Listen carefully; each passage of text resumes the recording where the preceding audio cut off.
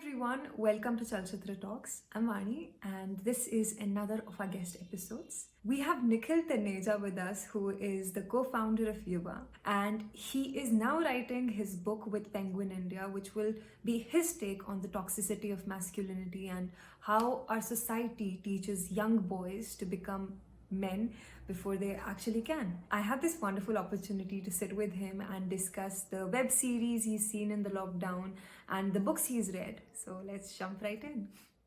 Hi, Nikhil, how are you? Hi, Vani. Thank you so much for having me. Really, it's a pleasure and a joy to be here. Big fan of what you all do. Thank you so much. Welcome to Chalchitra Talks, or I think I should say welcome back to Chalchitra Talks.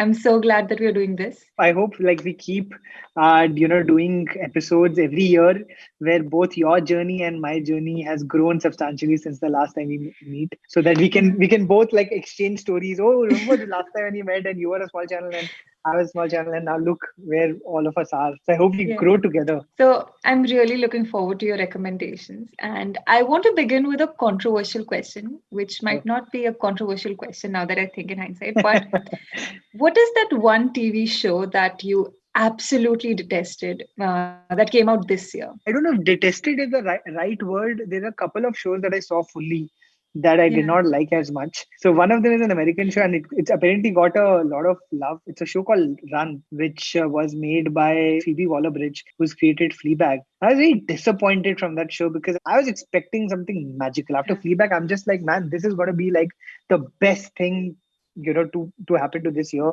And it stars two people that I really admire, Domhnall Gleeson being one of them, and yet it was very perfunctory. It felt like one of those earlier days of the internet when we used to make web series. It just really felt like that. The other one, again, I don't want to use the word detest or hate, but I just kind of got a little annoyed by was a show called Breathe, which is an Indian show. I felt like Abhishek Bachchan and Nithya Menon and the cast was really good. I was just really annoyed because, again, it treated mental illness as a punchline. That's a problem. I feel like जितने thriller shows होते हैं ना, मतलब अगर हमने अरे वो actually psycho है या ना अरे उसको ये disorder है, that is why this person is doing these things. It's very dangerous to kind of put those kind of shows out and showcase somebody who has a genuine mental disorder and show them as somebody who murders people. I just felt the premise was very problematic. So I had a little bit of a problem with that show overall. So on a completely different terrain, what is that one show that has stayed with you all these years that you absolutely love? All these years? Yes, all these years. You can take the first show that got you hooked onto TV series. The show that started my journey, that's a very clear answer. There's a show called Studio 60 on the Sunset Strip. It's a show by Aaron Sorkin, who's obviously made Newsroom, who's made West Wing, and he's more famous for those shows.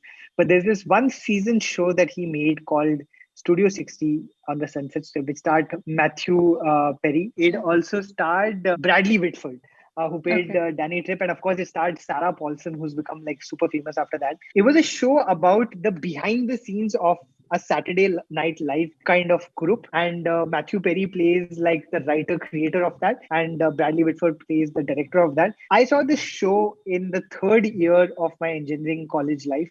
And I got corrupted. I got corrupted to a place where I thought that मुझे यही करना है. Matthew Perry was playing, and I was a huge fan of Matthew Perry because of Friends. So in many respects, Friends is of course the defining show of I think a lot of our generations. And I used to always think that my humor growing up was very awkward, like Chandler Bing. And then I saw him in Studio 60, and I watched the show for him. And I discovered the genius of Aaron Sorkin. And yeah, after that I decided that मैं क्यों कर रहा हूँ engineering, मुझे नहीं करना engineering और मुझे शायद यही करना life के अंदर. I did not know, I kid you not, I was like one of those really filmy young people who went to Bombay and went to Bandstand and declared मैं यहाँ पर आके executive producer बनूंगा. मुझे पता है इसका मतलब क्या होता है. And yeah, my journey got me there. After engineering college finished, it came to Bombay. Took me about 4 years, but I ended up becoming a writer producer. Made an absolutely spectacularly shitty first show, which I will not name, and you will never find it. But I was 24 in my defense.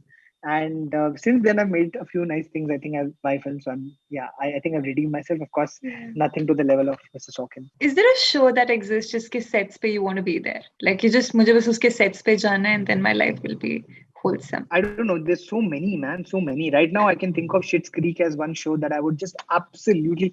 I saw the documentary about Schitt's Creek that's on Netflix. And for those who love Schitt's Creek, if you've not seen the documentary, please go and see it. It's absolutely adorable. It made me cry. It's called Best Wishes, Warmest Regards. And it really just talks about the behind the scenes journey, not only the behind the scenes journey, but the impact that Schitt's Creek has had over the last year and a half, especially among parents of young kids who are from the LGBTQ community, and how the show has helped them accept their children more. I mean, it's so beautiful. I wish I could be part of such a warm environment. I feel, again, going back, Friends, man, would have loved to be the seventh person in the room with these six people. In an Indian context, there are actually two shows that I would have absolutely loved. One is Jaspal Bhatti's Flop Show. Flop Show was before its time, absolute genius of a show, even more relevant right now. So would have just done anything to be part of that. And I feel like both of them are Shekhar Suman shows. One is Dekh by Dekh and one is Movers and Shakers. Again, both shows which kind of defined a lot of what actually interesting, entertaining, non-vulgar, non-misogynistic television could be.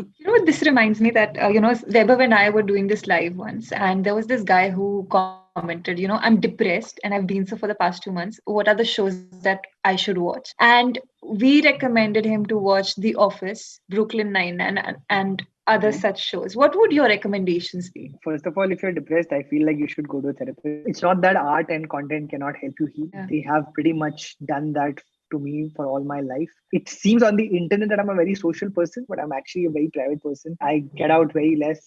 Pandemic se pehle bhi I used to be home mostly. I steadfastly refused invites to parties. But yes, so movies have actually made me feel less alone, all my life growing up. So I understand why films and TV shows can help you heal. But I feel like if you are going through something with a mental health issue, please, first and foremost, most importantly, go to a doctor, go to a therapist, go to a psychologist, understand what's going on. Because sometimes what happens, watching something on screen non-stop can also kind of it can sometimes be harmful as well. But if you are just going through a low phase and not particularly, let's say, depressed, but are sad and want something happy and in your life, again, Friends is something I keep going back to. Oh my god, I've said Friends like 4 or 5 times. The Office, absolutely. Brooklyn Nine-Nine, all of your recommendations are spot on. I find This Is Us really cathartic. I think This Is Us is a fabulous show. I feel like it helps us heal. It's the kind of show that you watch and then you cry because it portrays something about your life or your experience or your lived experiences that not many shows kind of do. Schitt's Creek, again, this year. There's a show this year I saw which is absolutely lovely and I will highly recommend it. It's called Ted Lasso. It's not a very well-known or well-seen show, and I think that should absolutely change because it's one of the most joyful, delightful shows that I've seen. It put such a huge smile on my face. Another show that I saw this year that made me really happy was Kim's Convenience, another great show on Netflix, a very nice comedy of a Korean household. So yeah, I suppose these shows I could highly recommend. And of course, if you find Flop Show somewhere, go for it. You just killed 3 of my questions. But so I'll just move on. So what are your favorite documentary series? I do watch documentaries. I don't think I watch that many documentaries. I feel like when this whole genre of true crime drama started, I had watched The Jinx and I got goosebumps. Like, what a show. The Jinx was really the show that kind of started it all. And it changed everything. I feel like, it launched true crime as a genre. There was also Making of a Murderer in season 1, which was absolutely amazing. And now, of course, every third show is a true crime documentary because of these 2 shows. So you should go and give respect to these OG shows. A lot of the true crime documentaries that are coming out were inspired and go back to this podcast that came out called Serial, which is absolutely unnecessary here if you are into any kind of storytelling form. It's about a true crime that happened with a young teenage kid in America, and made me question, are decent and nice people also capable of murder? I'm sure I've seen a lot, like docuseries. I saw one this year which was absolutely fantastic. It's called The Test, and I feel like everybody who's a fan of cricket should see it. What an incredible series. I cannot even believe that, first and foremost, that the Australian cricket team gave that kind of access, because it's about the Australian cricket team when they had a scandal, when 2 of their top players were caught in a scandal. They were disgraced, thrown out of the team, and there was a new team. They lost 2 of their top players, David Warner and Steve Smith. And then how did the new team, which is a relatively inexperienced team with a new captain for the next 1 year, how did they manage to bring some respect towards the Australian cricket team? It's an absolutely incredible series. It is must watch if you're a fan of cricket. Even if you're not, I think you should watch it because of a lot of brilliant insights about sportsmanship, Yeah. but also because you'll finally realize how scared Australians are of Virat Kohli. Man, they just think of him as like this superhuman, Superman person. If I were to ask you to just give me three TV show recommendations, what would your top three be? One would certainly be Friends. I mean, I'm Yeah. sure everyone has seen it, but it is still something that brings a lot of joy and delight to me, and something I can keep going back to. I know The Office has become a really, really strong competitor to the Friends, but I just feel like Friends has always, I don't know, I just identify with those characters growing up. I used to always feel like I hope I get a Rachel in my life, or I hope my love story is like that, or whatever it is. I used to feel like I'm Chandler Bing. I had all of these ideas of my Yeah. life in Friends dialogues and Friends characters. Second, I don't know, it's so tough. So I would say between The Wire and Breaking Bad, and I'm going to take the liberty of not putting them at two or three because I feel like both of them are just absolutely incredible all-time classic shows, and they kind of Yeah. revolutionized everything. The Wire kind of showcased a kind of storytelling that nobody thought was possible on screen in the way that they went about it. I mean, like season three, season four are absolutely incredible writing, and the cast on that one. Oh my God, the beginnings of Idris Elba and so many other, great, great actors that we see on screen now. Then Breaking Bad, of course, for being really like, I think the template on which so many crime dramas were built upon, with a white, fragile protagonist who in today's time I suppose would have been a Trump supporter, someone who kind of feels insecure or feels that the world is against them when actually it isn't. They're white and they're privileged and everything is okay. And number three is BoJack Horseman. It's, I think, a stunning show about existentialism, about trying to understand who we are and why we behave the way we do. And it's done with such dark humor, there's satire, there's all kinds of comic genres as part of it. It's a show that essentially is about a person who's really sad, and yet in many ways, it kind of helps us feel less sad, because we kind of recognize that, there's a lot many people who are probably trying, and that's all we can do. Sometimes we can just try, and maybe we do not reach the end of a journey at the end of season one or season two, at season three, season four. But as long as we are trying, Yeah. and we still make mistakes, we still screw up a little bit. And it has my favorite quote of all time, which says that every day it gets a little easier. Uh, but the hard thing is you have to do it every day, but it gets a little easier. I've got a Stranger Things poster right behind, and Yeah. I feel like, between Game of Thrones and Stranger Things, I think two absolute phenomenons. I'll just give like a 4 or 5, so I feel like less bad. And then I'll just drop in a This Is Us for the sake of it, and a Office, and a Brooklyn Nine-Nine, and a Schitt's Creek. And there are many more, but I'm gonna just stop now. I spent my entire life like watching Yeah. TV shows. I'm obsessed with them. My entire life is like two or three things overall. One is like watching TV shows. One is like working in and around film content, and Yeah. what I do at Yuvaa. And the third thing is like, being with my family, and in between that, finding time to sleep and eat. But that's literally my entire life. I'm not even joking. So, how many TV shows have you roughly seen throughout your life? I'll tell you how many I've seen this year. I have an Excel sheet Yeah. of the number of TV shows that I see each Yeah. year. As I watch them, I kind of put them in order of what I like. So I can tell you exactly my favorite show this year. So least favorite was also not tough because I just saw it. So this year, I have seen so far 115 shows this Wow. year. Full shows. And there's not even my greatest year. I feel like I was like really anxious this year. I didn't have that kind of time. So overall, I And would say at least about 700-800 easily. what is that one TV show that you're really looking forward to see in 2021? They just launched the trailer of Cobra Kai season 3. I loved Cobra Kai season 1 and 2. What a Yeah. fabulous show. I think that there is no better reboot of any Yeah. film or TV property than Karate Kid and Cobra Kai. I'm so in Yeah. awe of how they have pulled this off. Karate Kid, again, you would imagine that, as a reboot, what they do is they'd go back and showcase the hero and the life of the hero after 20 years or 30 years. But what they do is they showcase the life of the villain and show that what happens to the life of somebody who is Yeah. an asshole in high school. And the way that they've gone about it, Cobra Kai is absolute phenomenal reboot. And season 3 is coming. I just saw the trailer. I'm super excited about that. I'm excited about Marvel's WandaVision. Marvel has a lot of shows coming. Very excited. Mandalorian was such a great showcase of the Star Wars universe on TV. These are the ones that come to mind. I'm sure there are many more. So a few days ago, we had Varun Duggirala over, and he actually recommended your name again. He was like, "You should get him," and we were like, "Yeah, we're trying to again." So he told us about so many apps that like he uses in his day-to-day life. Do you also have some apps that have helped you like be more productive or made your life easier? I keep asking Varun this only. I'm like, please suggest to me, how do I sort my life out? My life is a mess. I have no idea. I literally have no idea of being more disciplined. I'm struggling every single day of my life to be more disciplined. I am very bad at organizing. I'm all over the place. Sometimes like if I put up a post and I see it like really working on my feed, for example, if it's getting shared a lot, I try not to put anything for the next 1 week because I'm just like, man, it'll get shared. There's a lot of comments I'll get, a lot of traction, a lot of messages.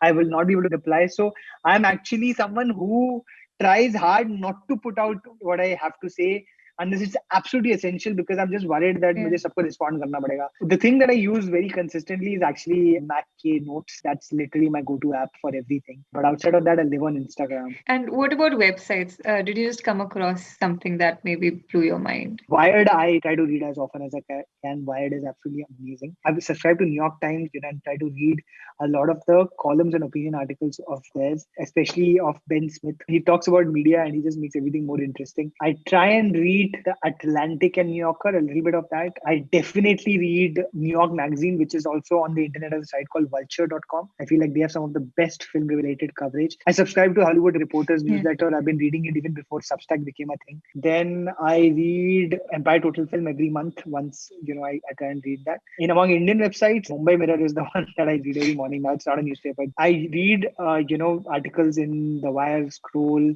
Caravan has some absolutely morning context. I subscribe to Morning Contest is amazing. Some great reportage being done there. I've started now recently reading Splainer, which is pretty good. Otherwise, I just read a lot of Instagram pages and Twitter threads. People are amazing right now. More the organizations.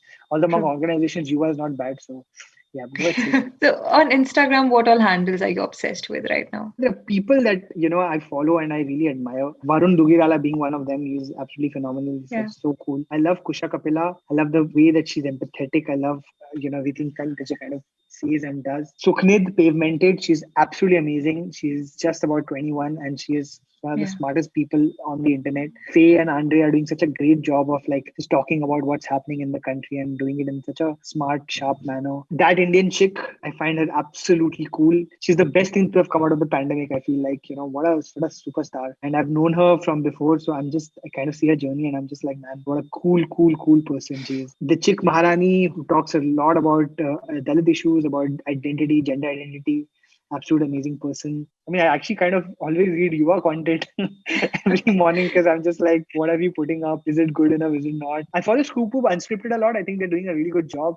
Samdesh Bhatia is a superstar, man. What a star. He's like a national treasure and people are not talking about him enough. I love some of the stuff News Laundry does, Meghna and a lot. They're just really, really super smart people. Have you also been reading in 2020? Yes, a lot. I think I've picked up my habit of reading a lot more this year than I did in the earlier years. I think one of the good things that have happened to me is that I've started going back to books in a big way. Every morning I spend about an hour kind of reading now since the last few months. Do you also maintain an Excel sheet for books? No, no. I'm trying not to put not to put that pressure on me. Like, I books I want to read for leisure. I want to read for inspiration. I mean, like I want to read for some quiet time. I want to read for it to like put my mind at peace.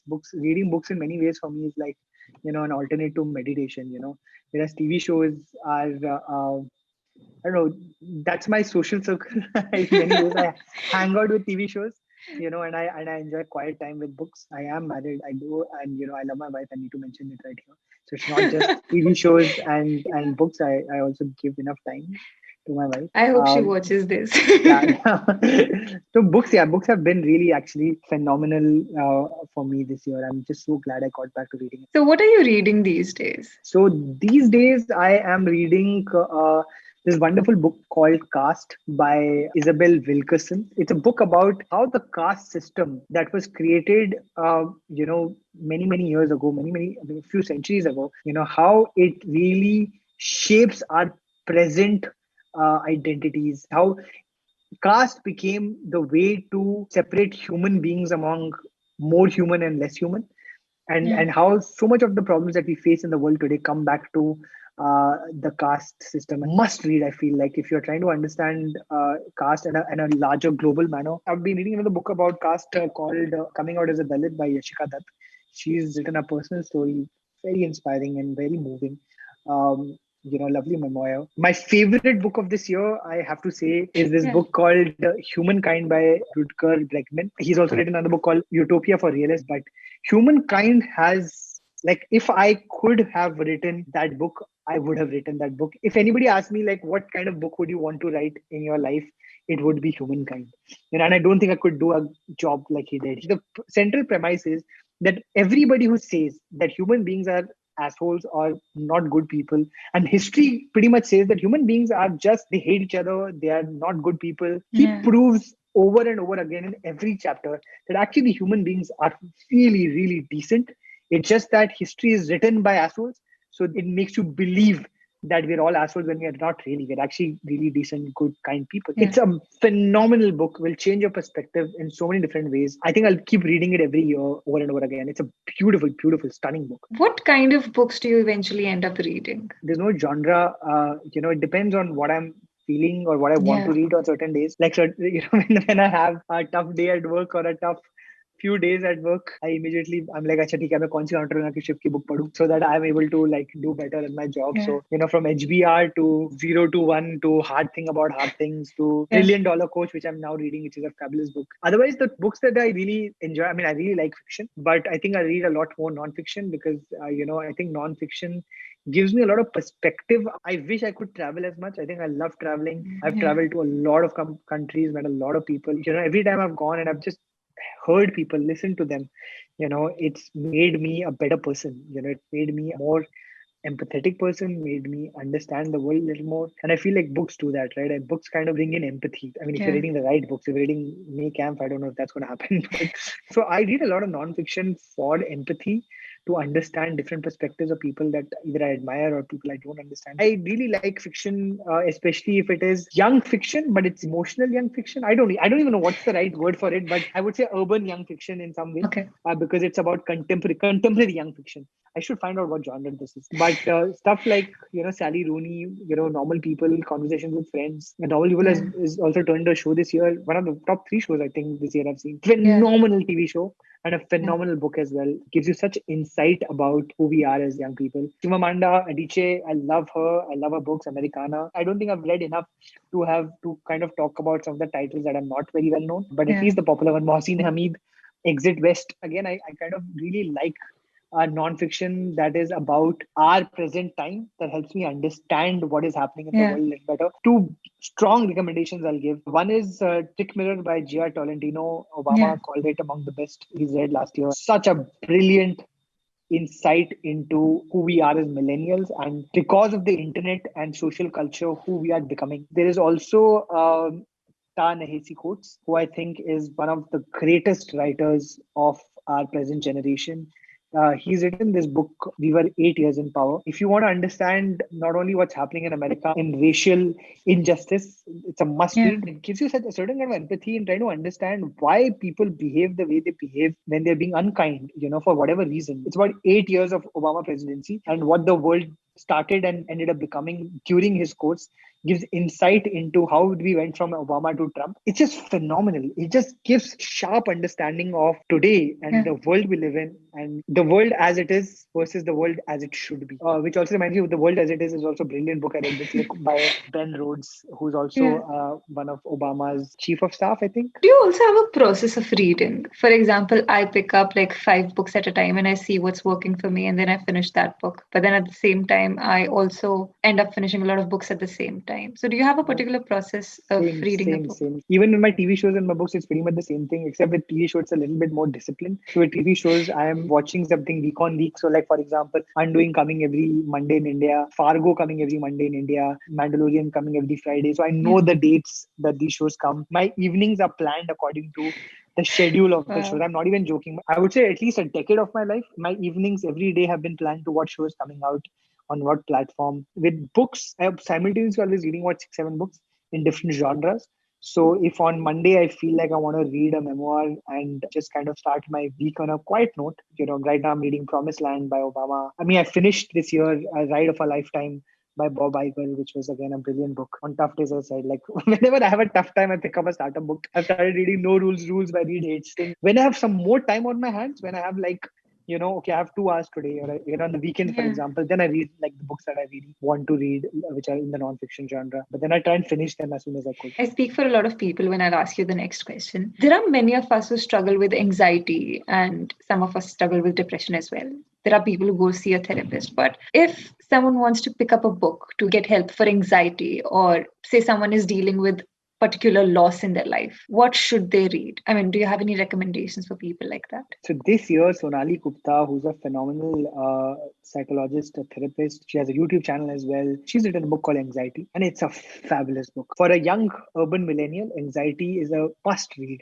It talks about so many things, It gives, again, a great understanding and insight into why we are wiring ourselves this way, how the internet in many ways has turned us into these work zombies who are kind of living between work versus working between living, and how the pressure of being successful, the pressure of being happy, the pressure of productivity is turning us into some really tragic creatures in some way. If you're in a low phase, go back to the books of your childhood, go back to the books that you grew up reading and that you found yourself in. If that is Harry Potter, good for you. If that is Murakami, good for you.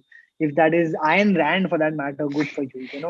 And I can tell you, like, every time you go back, you will remember something about yourself at a time you didn't have these kind of pressures on yourself, and I feel like that's something that puts you in a good space. I'm getting back to TV shows now. Quite a few people from my generation grew up watching Roadies, or I think it was MTV Splitsvilla. What is your opinion, if I may ask, of these shows? Because I was talking to another guest, so Varun Dugirala, and he had such an interesting take on it because he just binged watched Fabulous Lives of Bollywood Wives. And we were talking about how, like it's okay to watch or consume such content where you don't have to invest your energy or your brain. And it just sometimes refreshes you. So I just wanted your opinion on the same. I mean, let me just start by saying I have worked at MTV for 3.5, 4 years. I've made a lot of content at MTV. I did not make Roadies. I have nothing to do with Raghu's decisions. So let me just also put that out there. So I have a little long-winded answer because I thought a lot about this. Given that I've worked in television, I've worked in films, I've worked in web shows. So this is something that I have a lot of context on. So I feel like there was a time growing up where television was controlled by the man of the house. The man of the house had the remote in his hand. So the only things that would work are, sports shows, news television, and, something else that a man would like to watch. When Ekta Kapoor, decided to make television, well, it started off pretty nicely with a Hum Panch, was good fun show, etc. And then she went into the K serial phase. There were two things that happened simultaneously. One thing that happened was it gave power to the woman of the house in a sense that the remote control became her weapon, of choice. Like the timings of the food of the house would be made according to कि मैं 1:30 बजे ये show देखूंगी तो तुम्हें खाना 2 बजे मिलेगा. So it actually empowered women in a certain kind of patriarchal household setup to have rules of her own. Simultaneously, these shows were aggressive. So when you're watching these shows, the shows are really, again, reinforcing a stereotype that for a woman, the most important man is her husband. And because your parents were watching this, you also end up watching this. So my generation grew up watching, I watched Kyunki Saasi Kabhi Bahu Thi because my mother was watching it. But when my mother would leave the remote control, I had one escape. And this is the time where the internet hadn't happened yet. Before the internet happened, we had no understanding of a perspective outside of what our parents would tell us. Given our parents were watching K serials of Ekta Kapoor, our perspective was ये दुनिया है. दुनिया में जो होता है ना, society यही है. इसके बाहर कुछ नहीं है. औरत को बड़े होकर घर चलाना है, आदमी को बड़े होकर करियर संभालना है, बिजनेस संभालना है. And those are the two gender norms that we are always going to be caught up in. I mean, let's not even talk about more genders, etc. Right? This is the only two patriarchal setups that you would see. But then you had MTV. And then you had Channel V. And in the afternoons, you'd have, or the evening, you had Malaika, you'd have Cyrus Brocha and Cyrus Sahukar. You'd have Gaurav Kapoor, you'd have Nikhil Chanappa, you'd have Luke Kenny. So you had all of these very, very different looking young people, very showed to be cool. And not cool because they wore cool clothes or they had accents, etc. But cool because they showed us what is possible.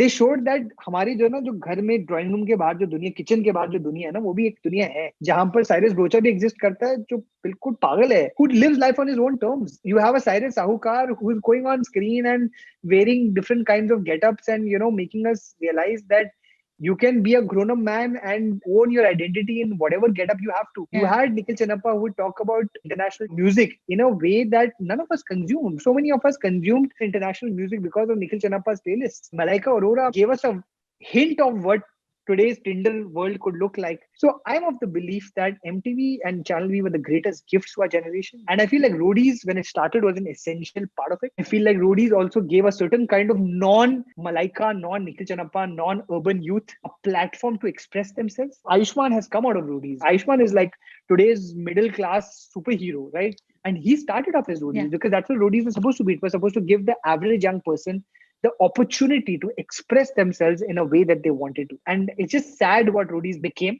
And ultimately, it was just a money-grabbing machine. But for what it's worth, at the beginning, it was something really cool. I'll give one last insight, okay? So before Roadies and reality television like Roadies had happened, if you wanted to become successful, you would have to come to Bombay, stand in the audition line of a movie audition और तुम्हें discover होना पड़ेगा. तुमको बॉम्बे सबसे पहले आना पड़ेगा, movie की ऑडिशन लाइन में खड़ा होना पड़ेगा, एंड अगर तुम लकी हो you get discovered. If you get discovered, you know, your career takes और your life takes off. But reality shows like a Roadies at that time said, you know what, you don't even need to come to Bombay. We are going to come to your city and we are going to, you know, find you there. And if you get selected, you have the opportunity to have yourself well known across the country. In many ways, these things empowered a certain kind of generation, you know, when they first started off. Sorry, that was my quick, you know, Professor Taneja talking about industry. That was very insightful. No. So I just have a few more questions for you, and I'll just do a quick rapid fire with them. So would you rather read from Kindle or from a tangible book? Tangible book.